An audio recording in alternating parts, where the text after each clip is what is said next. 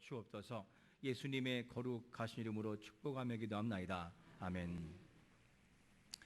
이 성령 충만이라고 하는 것은 교단별로 조금 다르고, 그리고 사람들별로 성향 따라 조금씩 다르게 반응합니다. 이 성령 충만, 그래서 어떤 사람들은 성령 충만에 대해서 좋아하는 사람도 있지만 그렇지 않은 사람도 있어요. 어느 책을 읽다 보니까 이런 간증담이 실려 있었습니다.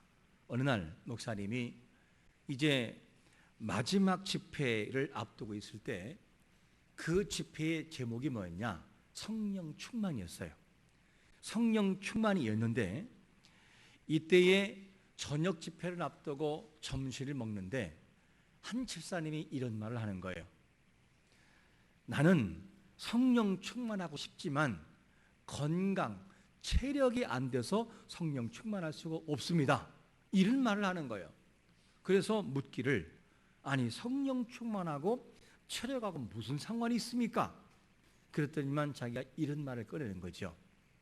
과거에 부흥회를 참석했는데 박수를 얼마나 빨리 치는지 따라갈 수가 없더라. 그렇게 치고 싶은데 중간 정도 하다가 포기하고 말았다는 거예요. 너무 힘들어서. 조금만 더 박수를 치면 성령만 충만할 것 같은데 거기까지 못 가서 좀 아쉬웠다. 그래서 나는 성령 충만할 수가 없다. 그리고 주여 삼창을 부르는데 주여 삼창이 아니라 일창을 하복 다시 와가지고 은혜 받지 못하고 왔다.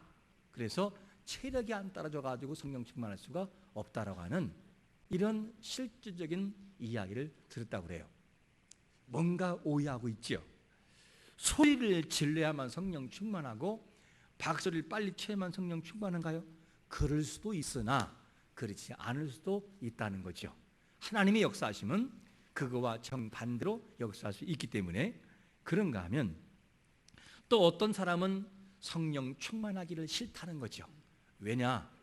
자기 생각인지를 몰라도 성령 충만하면 막 몸 흔들고 막 쓰러지고 이러니까 자기는 조용히 말씀 들으면서 묵상하면서 하는 걸 좋습니다. 이런 이야기를 들은 적이 있어요. 여러분, 성령 충만하면 외형적으로 방언도 하고 놀라운 기적도 있는 것도 충만의 한 방편이지만, 반면에 그렇지 않은 현상도 있다는 거죠. 외적인 현상도 있지만 내적인 현상도 있습니다. 외적으로 정말로 혈기 있는 자가 성령에 충만하면 절제하는 사람이 되어버리고, 반대로 너무나 소극적인 사람은 성령 충만하면 용기 있는 사람으로 바뀌어지기도 해요.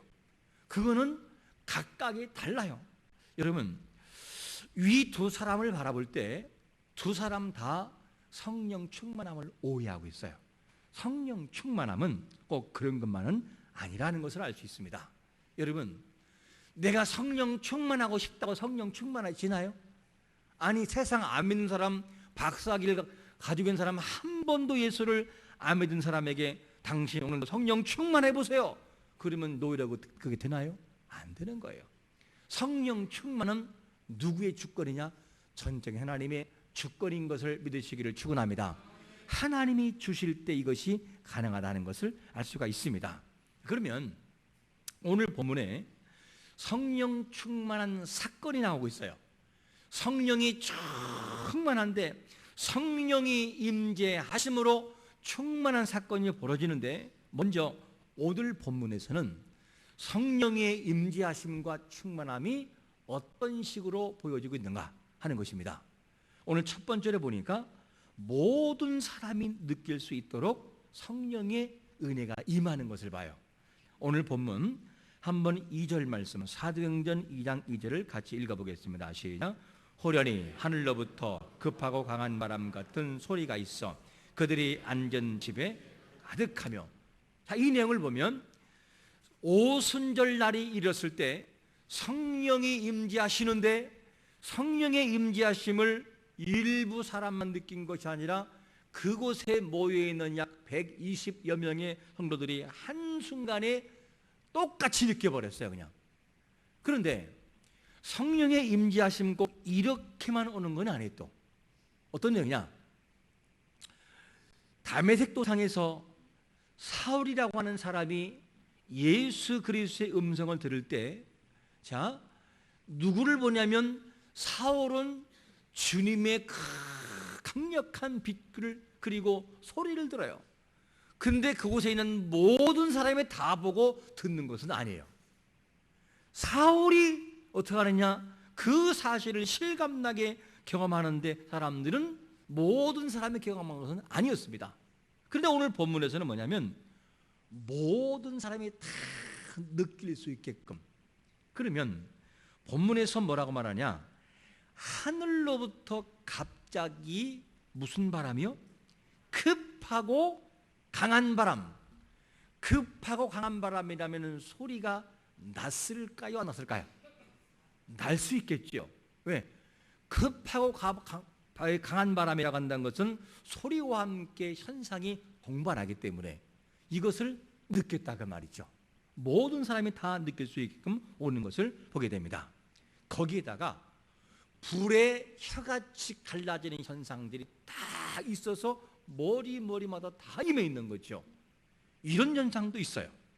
이 내용을 바라볼 때 성령이 임재했던 이 오늘 오순절의 역사는 외형으로 다 보거나 느끼게끔 임한 것을 볼 수 있습니다. 그러면 외형적인 모습만 있을까? 그렇지 않다는 거예요. 외형적인 모습만 있는 것이 아니라 내적인 성령의 임재하심도 우리는 알아야 돼요. 그러면 내적으로 성령이 임재할 때는 어떤 것일까?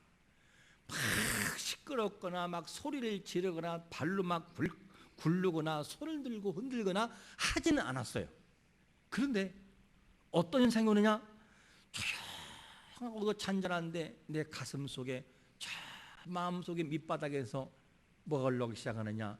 눈물이 올라오기 시작을 해요. 하나님의 감동하심과 하나님의 그 놀라운 역사가 느껴지면서 눈물이 막 쏟아져 나오기 시작을 해요. 그러면서 거기에다가 회개가 막 일어나요. 회개가 옛날에 지은 죄가 막 떠오르고 자기가 얼마나 잘못한 사람인지를 막 느껴지게 만들어요. 그래서 가슴을 치며 이 가슴에서 불이 있어서 견딜 수가 없어요. 막 어떤 사람은 대글대글 막 굴르기도 해요. 이런 현상이 어떻게 오느냐? 성령 충만이 오되 내적인 현상을 통해 오기도 해요. 그런가 하면 낙심한 사람에게 너무 낙심해 있는데 성령의 능력이 막 내 마음을 두드리면서 어찌하여 네가 용기를 내지 못하고 낙심하고 있느냐? 내가 누구냐? 그러면서 하나님께서 마음속에 하나님이 누군지를 알려주어요. 성경을 통하여. 그러면서 어디에 숨과 무력이 알 수 없는 힘과 능력이 나를 회복하고 용기로 만들어가 버려요. 이것도 뭐냐? 내적인 변화의 역사인 것입니다. 이게 성령의 역사죠. 그러므로 성령 하나님의 임재하심이 경험되어질 때 외적으로 경험할 수 있고 내적인 현상도 있습니다. 중요한 것은 뭐냐면 우리 모두는 내적인 것이 됐든 외적인 것이 됐든지 성령 충만함은 필수적인 것을 믿으시기를 축원합니다. 충만해야만 돼요. 그래야 우리는 회복될 수 있고 하나님 앞에 나갈 수 있습니다. 그러면 이렇게 질문할 필요가 있어요. 여러분, 우리가 하루하루를 살아갈 때 성령님과 어느 정도 동행하면서 살아가는가? 이렇게 말을 하면 성령님과 동행할 수 있나요? 이렇게 말할 수 있어요. 성령님과 동행한다는 것이 뭐냐면 하루 일과를 시작할 때 이런 것과의 차이예요. 하루 일과를 잠자다가 일어나가지고 시간 지나가지고 막 성질을 부리고 왜 안 깨웠냐고 하고 화를 내면서 집을 나가는 사람이 있는가 하면 어떡하죠? 밥을 다 먹고 출발하기 전에 하나님, 오늘도 성령님을 의지하여 출발합니다. 아버지, 오늘도 하루 일과를 살아갈 때 감사하고 감격하고 그리고 출발하게 주옵소서. 그리고 기도로 출발합니다. 차 운전하면서 주님, 오늘 하루는요 이렇게 살기 원해요.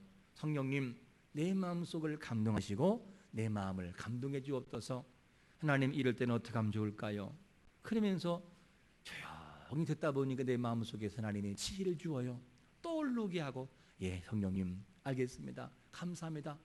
이런 하나님과의 교통과 교제를 통해서 하루를 출발하는 것은 뭐냐면 우리에게 크나큰 용기가 되고, 싸울 일도 안 싸우고 화날 일도 화를 안 내요. 왜? 성령 하나님과 교제하고 교통하는 삶이 반복되니까. 이것이 중요합니다. 그러므로 아무리 예수님을 따르는 제자라 할지라도 성령 충만할 때와 성령 충만하지 않을 때는 너무나 큰 차이가 나는 것을 봅니다. 성령 충만하지 않을 때는 현상들이 많지 않았는데, 성령이 충만할 때는 무슨 역사가 벌어지느냐? 상상할 수 없는 일이 막 다 벌어지는데 120여 명이 모였을 때 다 같이 이들이 막 언어로 이야기하는데 그 언어 각국의 언어의 말로 막 말을 하는 거예요. 그곳에는 오순절 성령 역사 오순절을 기다리기 때문에, 오순절 때문에 모인 사람들이 많이 있어요. 디아스포라, 각 지역에 흩어진 사람들은 다 모이니까. 그런데 모여서 보니까 이들이 이상하게 자기 뭔가 말로 하는데 막 말을 하는데 전부 다가 각각의 언어로 다 들리는 거예요. 미국 사람은 영어로 들리고, 그리고 중국 사람은 중국어로 들리고, 우리말 표현한다면 일본 사람은 일본어로 들리고. 그런데 그 말은 너무 유창한 거예요. 어떻게 이 사람들이 이런 언어를 배웠을까 하는 그런 의심을 가질 정도로 이런 역사가 현장에서 막 벌어지는 것이죠. 그러니까 여기에서의 이 언어는 우리가 지금 하고 있는 방언과 달라요. 지금의 우리가 방언은, 그리고 고린도 교회에서 했던 방언은 어떤 것이었느냐? 방언을 할 때는 고린도 교회에서 하도 방언 때문에 막 혼란스럽고 문란하니까 통역자를 세워라, 통역을 세워라. 무슨 말이냐? 방언을 하기는 하는데 무슨 말인지를 내가 모르고 막 방언하는 거예요. 그러니까 이 방언을 할 때 통역을 세워서 바른 통역을 하도록 그렇게 해라 라고 하는데, 여기서 오순절의 이 통역의 이 방언의 역사는 어떤 것이냐? 통역자가 필요 없어요. 왜냐? 각국의 사람 그들이 전부 다가 그 소리가 그냥 들리니까 그냥 그렇게 해. 그래가지고 이런 역사가 벌어진 것입니다. 여러분, 성령의 역사와 성령의 충만하면 하나님의 놀라운 기적이 사람의 생각을 초월하여 일어나는 것을 믿으시기를 축원합니다. 그러면 구체적으로 바라볼 때 성령 충만하니까 어떤 일이 벌어질까? 삶에서 이런 일이 벌어져요. 우리가 생각할 때 베드로 그러면 많이 배운 사람이라고 알고 있나요? 못 배운 사람이라고 알고 있나요? 배우지 못한 사람으로 알고 있어요. 그런데 베드로가 나서서 설교를 하기 시작하는데 어떤 일이 벌어지느냐? 그 후에는 많은 사람, 유대인들, 잘났다고 떠드는 그 서기관들, 바리새인들이 너무나 많이 있어요. 이들을 향해서 예수를 십자가에 못 박으라고 소리쳤던 사람들 그곳에 많이 있었어요. 그런데 베드로가 설교하는데 와, 대단한 거예요. 성령이 충만해서 베드로가 설교하는데 먼저 입술의 권세가 임해요. 말씀을 선포할 때 사람들이 막 끼어들기 시작을 하고요. 그리고 베드로가 설교하는데 기승전결이 명확해요. 이야기를 할 때 기승전결이 명확하지 않으면 무슨 말인지를 듣기가 불편한데, 그런데 이 베드로의 말을 들어보니까 너무 정확한 거예요. 그 똑똑한 바리새인들이, 유대인들이 할 말이 없어요. 그런가 하면 마음을 휘협하는 그런 막 회개와 통회가 역사가 벌어져요. 얼마나 마음에 찔리면 뭐라고 하느냐 이렇게 표현해요. 사도행전 2장 37절을 읽어보겠습니다. 시작. 그들이 이 말을 듣고 마음에 찔려 베드로와 다른 사도들에게 물어 이르되 형제들아 우리가 어찌할꼬 하거늘. 우리가 어떻게 하면 좋을까 그러면서 마음이 막 찔려가지고 어떻게 할 줄 몰라요. 그때 베드로가 너희가 각각 예수 그리스도, 너희를 못 박은 예수 그리스도의 앞에 회개하고 세례받고 돌아와라 그러면서 치니까 막 사람들이 돌아오기 시작하는 거죠. 그래 여러분, 이것이 어떻게 사람의 힘으로 가능할까? 자기가 아는 사람끼리라면 몰라도 예수가 메시아가 아니라고 못 박은 그 사람들의 마음을 강타해서 움직이게 만들 수 있을까? 그것은 뭘로 가능하냐? 성령이 충만할 때 가능한 것을 믿으시기를 축원합니다. 우리 자신도 가정이 돌아가서 성령 충만하면 이런 역사를 만들 수가 있다는 거예요. 꼬박꼬박 들던 자녀, 남편, 아내가 그 말 앞에 굴복할 수밖에 없을 정도로 힘이 있다 그 말이죠. 성령의 역사는 이렇게 중요한 것입니다. 그러면 여러분, 아까 앞에서 뭐라고 말했냐면 성령의 이 충만함은 사람의 힘이 아니라 전적인 하나님의 주권이 있다. 하나님이 주실 때 받는 것이라는 것을 우리가 말씀을 들었습니다. 그러면 하나님께서 이렇게 주신 것이라고 한다면 하나님의 소원은 뭐냐면 우리에게 이런 말씀을 하셔요. 에베소서 5장 18절에 보니까 이렇게 말씀하죠. 술 취하지 말라 이런 방탕한 것이니 오직 성령의 뭐라고요? 충만함을 받으라. 하나님은 충만을 받기를 원해요? 받지 않기를 원해요? 받기를 원한다는 거죠. 성령 충만을 원하셔요. 그러면 오순절 성령 이 충만을 받았던 이 사람들은 전부 다가 충만했는데 충만한 이 사람들은 성령을 받기 이전에 성령의 충만함 받기 전에 무엇을 했는가? 뭐를 했습니까? 준비의 과정이 있었어요. 사람이 만드는 건 아니지만 하나님 앞에 드린 마음에 준비가 됐어요. 그 준비가 뭐냐면 두 번째로 이렇게 해요. 뭐라고 말하냐면 약속을 믿고 뭐 했다고요? 기다렸다는 거예요. 이 내용이 사도행전 1장이 이제 배경이 되는데 1장 4절에 보니까 이런 말씀을 하십니다. 사도와 함께 모이사 그들에게 분부하여 이르시되 예루살렘을 떠나지 말고 내게 들은 바 내 아버지께서 뭐 하신 것을요? 약속하신 것을 기다리라. 이들은 성령이 임하심과 충만하기 전에 뭐 했느냐? 기다렸어요. 뭘 가지고? 하나님의 약속을 의지하고 믿고 기다렸어요. 내 감정이 아니라 내 생각이 아니라 하나님의 약속의 말씀에 근거하여 아버지가 주실 줄로 알고 기다렸어요. 이것이 누구냐? 이들의 모습이었습니다. 그래서 이들의 모든 신앙의 모습은 뭐냐? 자기 감정이 아니라 하나님 아버지가 주실 줄로 믿고 그리고 난 다음에 기다린 신앙이었어요. 신앙은 어떤 것이냐면 내 감정으로 뭔가를 생각하는 것이 아니라 하나님의 약속에 근거하여 믿고 나가는 것이 신앙의 기초인 것을 믿으시기를 축원합니다. 왜 사람이 무너지냐면 어떤 사람은 굉장히 뜨거운 것처럼 보여요. 그런데 기초가 뭐냐면 기초가 자기 의지예요. 그리고 기초가 자기 감정이에요. 그러니까 감정은 언제든지 바뀌거든요. 이것 때문에 항상 뒤바뀌어요. 신앙이. 어떤 때 보면 굉장히 뜨거워 보이기도 하고 어떤 때 바라보면 전혀 아닌 것처럼 보이기도 하고. 그런데 오늘 본문에서 성령을 받은 이 사람들의 기초는 뭐냐면 감정이 아닌 하나님의 약속의 말씀을 의지한 것을 볼 수 있습니다. 이렇게 기다리는 것이죠.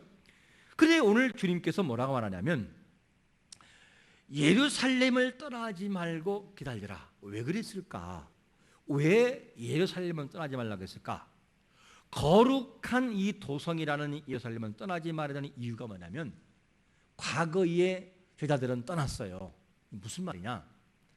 예수님께서 십자가상에 돌아가시기 전에 이미 말씀을 했어요. 얘들아, 내가 십자가를 지고 고난받고 그 다음에 죽음에서 부활하여 다시 살아날 것이라는 것을 이미 예언했어요.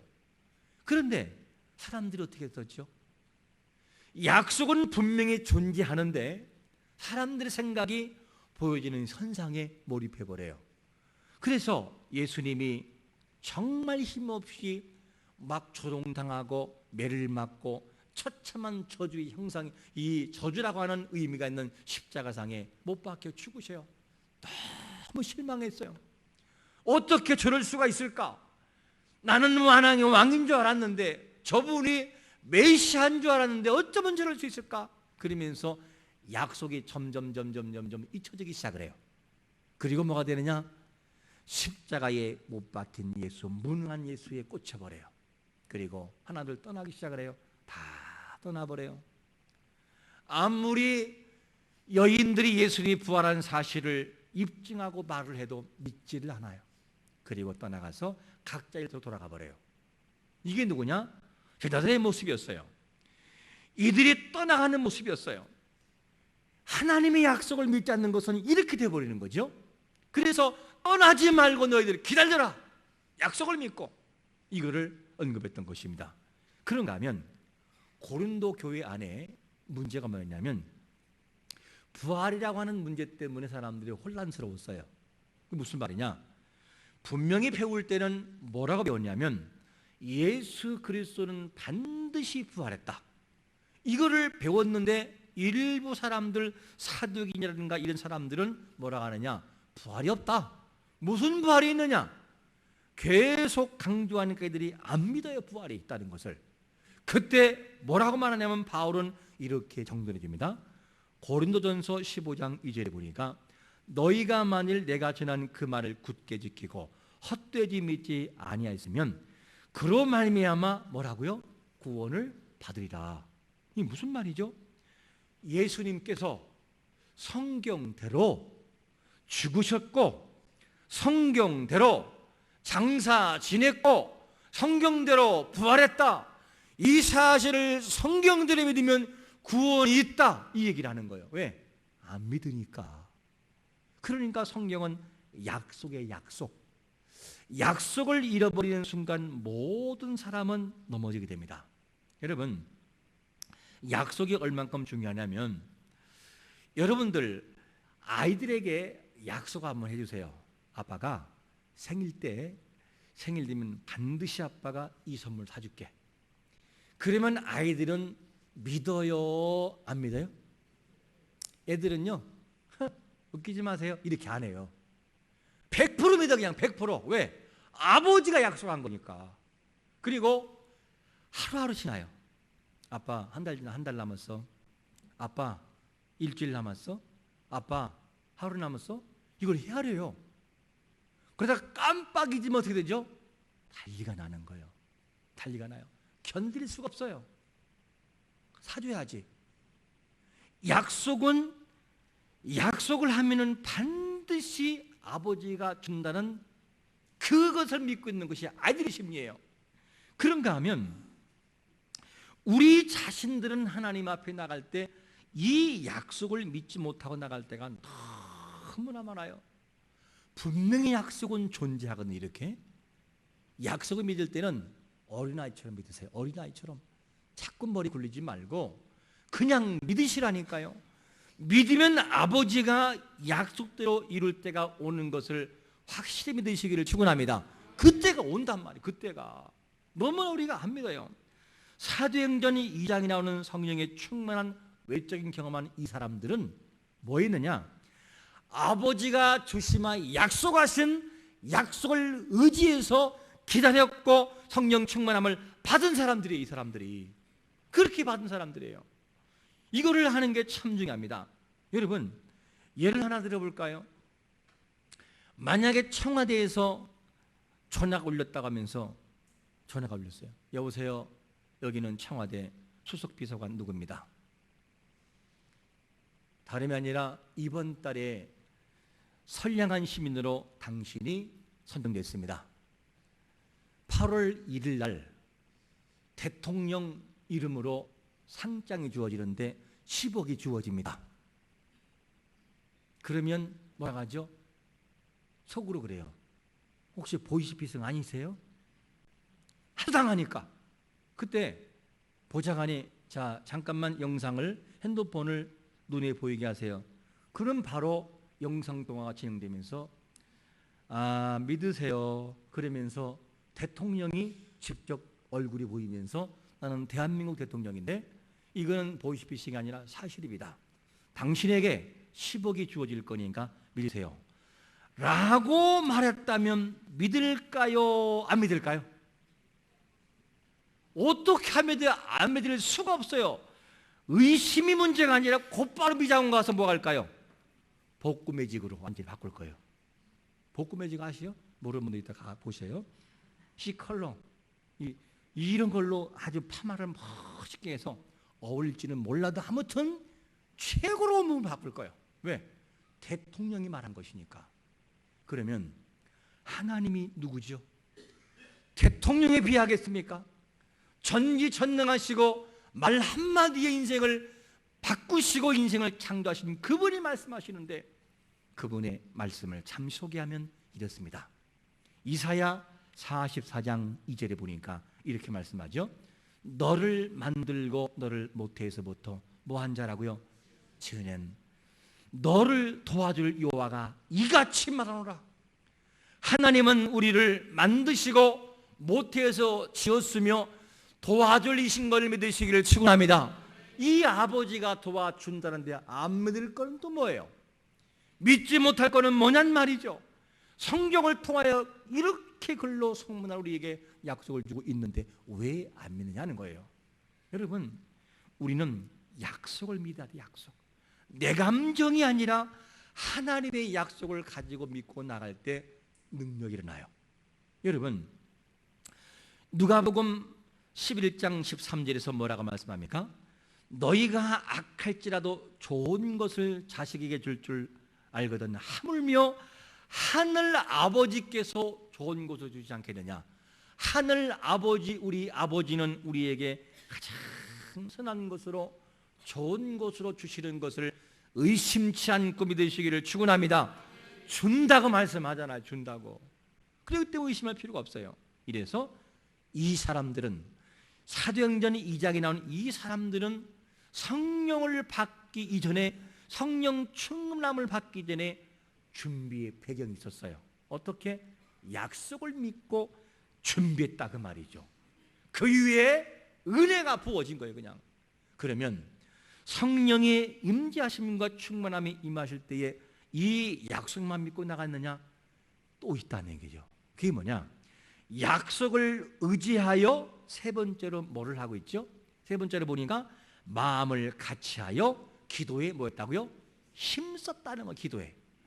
여기서 120여 명의 사람들이 기도에 힘썼다고 말하는데 이 보통 이 다락방, 마가의 다락방 이렇게 말하잖아요.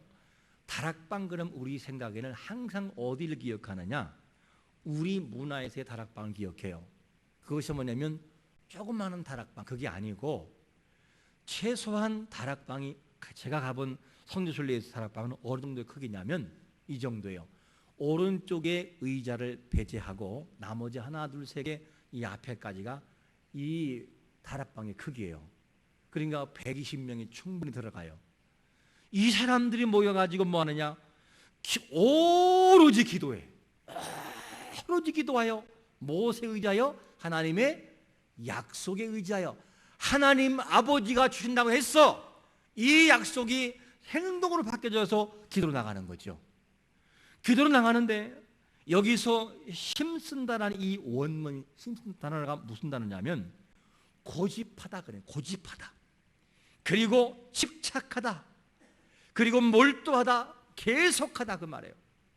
그러니까 이 사람들이 약속을 믿고 그곳에 앉아 기도할 때는 얼마나 약속을 믿었으면 그 자리를 떠나지 않고 고집을 부리면서 끝까지 올 때까지 기도하겠다고 말해요. 이게 뭐냐?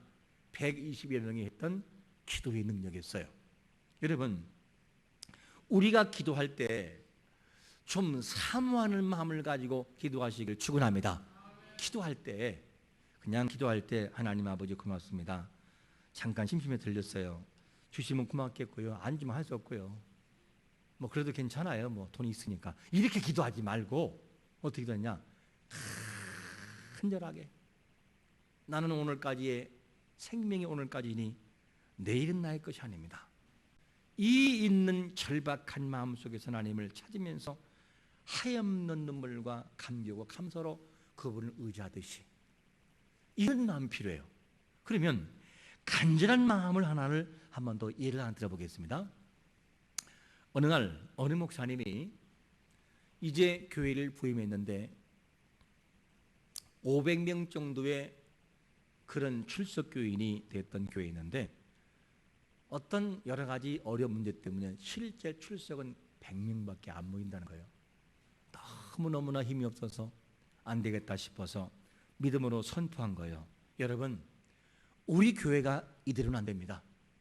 기도하지 않으면 안 됩니다. 오늘부터 저녁에 나오셔서 기도하겠습니다. 그리고 선포를 했네요. 그러면 모든 사람이 나와요? 나올 사람만 나와요? 나올 사람만 나와요. 미안하지만 이렇게 많이 있죠? 나올 사람만 나와요. 아무리 얘기해도 안 나올 사람들은 예수님 올 때까지 안 나와요. 그런데 그날따라 모였는데 진짜 아닌 게 아니라 그 100여 명 정도 성도가 되는데 일부 사람만 나오더라는 거예요. 그래도 실망하지 않고 계속 기도했대요. 제목이 뭐냐? 하나님, 우리 교회 부흥을 주옵소서. 이 제목을 가지고 부흥을 달라고. 그리고 사람들이 쫙 우리 교회 부흥을 달라고 막 기도하기 시작하는데 정말 애절하게 기도했어요. 그런데 어느 날 전혀 안 나오던 사람이, 열심도 없어 보이는 그 사람이 교회를 와가지고 막 기도를 하더라는 거예요. 이상하다. 왜 저 사람이 나왔을까? 그리고 며칠 있다가 전화가 왔대요. 목사님, 나왔어요. 그래, 나왔어요. 나왔어요. 뭐가 나왔느냐?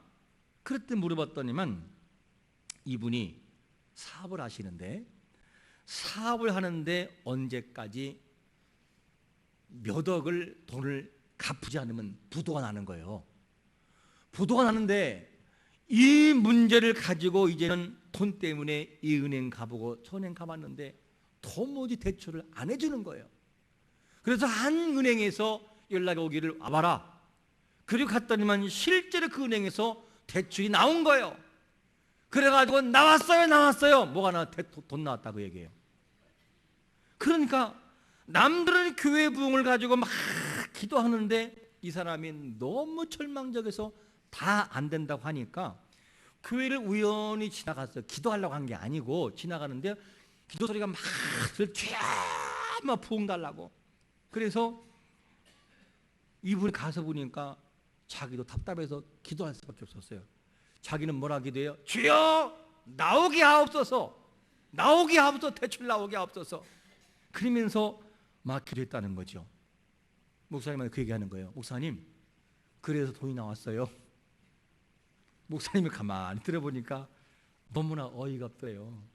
온 교회는 교회에 복을 놓고 기도하는데 돈 나왔다고 하고 있으니까 너무 한심스러워서 이러시려고 딱 하는데 성령 하나님이 마음속에 음성을 주시는데 뭐라고 하느냐? 기도는 어떻게 하는지 알겠냐? 이런 감동을 주더래요. 무슨 말이냐? 저 사람은 지금 저 돈이 아니면 당장 부도가 난다. 그러니 얼마나 간절하게 기도했겠느냐? 그러면서 그 사람을 통해서 깨우치더라는 거예요. 아, 기도는 저렇게 간절함으로 저 돈이 안 나오면 부도가 나니까 어쩔 수 없이 하나님을 찾을 수밖에 없는 애절함과 간절함을 가지고 기도하라. 이런 감동 하나님이 주시더라는 거예요. 여러분, 우리에게 한번 물어보세요. 우리는 기도할 때 어떻게 기도하시나요? 기도할 때 정말 애절함으로 하나님이 주셔야만 되는 상황으로 하나님 안 주면 안 된다는 간절함과 통회하는 마음을 가지고 하나님을 찾는 자가 되시기를 축원합니다. 그래야 아버지가 좀 감동을 하시죠. 그런 마음의 기도가 우리에게는 너무나 필요한데 우리는 너무나 성의가 없어요. 너무 애절함이 없어요. 너무나 다 기도하지 않아요. 이것이 우리의 모습이기도 합니다. 여러분, 우리가 지금 시급하게 기도할 제목들 많이 있을 거예요. 가정적으로, 개인적으로, 사업적으로, 직장에서 자녀 문제를 놓고 이런 기도 드릴 때 여러분 어떻게 기도하시겠습니까? 오늘 본문에서 성령에 충만하여 유대인들을 변화시켰던 이 사람들은 어떻게 했느냐? 약속을 의지해서 믿고 기도했어요. 될 줄로 알고 아버지가 성령을 줄 줄로 알고 기다렸어요. 그리고 이 모든 기다림은 이론이 아니라 실제로 기도로 무릎을 꿇었어요. 그리고 오로지 기도에 하나님을 의지해서 기도했어요. 그랬더니만 122명 전부 다가 어떻게 해요? 성령의 강력한 역사를 체험했다 그 말이죠. 이것이 이들로 끝나는 것이 아니라 우리 자신들에게도 약속을 의지하여 무릎을 꿇음을 통하여 성령이 우리의 머리에 임하는 것을 체험하는 자가 되시기를 축원합니다. 그러면 달라지더라는 거예요. 바뀌더라는 것이죠. 이런 역사가 왜 이들에게만 있어야만 됩니까? 오늘 우리에게도 이 성령의 강력한 역사하심을 마음의 준비와 간절함을 통해 기도함을 통해서 치유와 회복과 나음과 하나님의 행복이 우리 모두에게 임하시기를 예수 그리스도의 이름으로 축원합니다. 아멘. 이 시간 기도하겠습니다. 기도할 때 주여 우리에게 성령의 충만함을 주옵소서. 우리에게 간절함을 달라고 하면 통성으로 주여 한번 기도하겠습니다. 주여 아버지 하나님 감사합니다. 주님의 도우심이 필요합니다. 주님의 인도하심이 필요합니다. 하나님의 강력한 역사가 우리 마음속에 임하게 하고 주의 도우심과 주의 인도심을 통하여 하나님 앞에 나갈 때마다 주여 애절한 마음을 가지고 기도하며 간절함으로 기도하고 주여 성령의 충만함을 통해서 모든 기적을 만들어가도록 은혜를 베풀어 주옵소서. 주여 우리는 많이 부족해서 너무나 아버지 하나님 나약합니다. 너무나 열심이 없습니다. 애절함이 없고 주여 하나님께 통하는 마음도 없습니다. 주여 도와주심을 통하여 우리가 하나님 앞에 간절히 간구할 때마다 믿음으로 역사하시옵시고 우리의 모든 부족을 하시는 주여 성령의 강력한 역사가 항상 함께하고 함께하도록 은혜를 베푸시고 인도해 주시야만 되겠습니다. 주여 우리를 도와주옵소서. 우리를 주여 붙들어 주옵소서. 정말 간절함으로 하나님께 간구하여 하나님이 정말 잡으시는 것을 경험하기 원하고 우리를 붙드시고 우리를 도우시는 역사가 뜨겁게 체험되는 것을 경험하도록 은혜를 베풀어 주옵소서. 주여 당신을 사모합니다. 성령의 충만한 역사 우리 머리 위에 뜨겁게 임하도록 우리에게 하나님 주시옵시고 우리의 마음들을 다스리시며 성령의 능력을 경험하도록 은혜를 베풀어 주옵소서. 하나님 아버지 오늘도 우리의 마음 깊은 곳에 하나님 앞에 사모하며 성령 충만을 사모하고 우리에게 부어질 그 은혜를 사모하면서 약속을 의지하고 무릎을 꿇으며 오로지 기도에 힘드는 자의 삶을 살아가도록 인도해 주옵소서. 하나님 우리는 부족해서 하나님을 움직일 수는 없지만 하나님은 우리의 열심과 우리의 모든 그 마음을 보시고 은혜와 응답을 줄 줄로 믿사오니 하나님 그 은혜를 사모합니다. 우리에게 은혜를 부어 주옵소서. 병자에게 은혜를 부으시고 우리의 모든 병든 마음 속에 성령의 기름 부으심이 있도록 은혜를 베풀어 주옵소서. 주여 사모하게 만들어 주옵소서. 사모령의 은혜를 부어 주옵소서. 성령의 충만함을 허락하여 주옵소서. 예수님의 거룩하신 이름으로 간절히 축복하며 기도합나이다.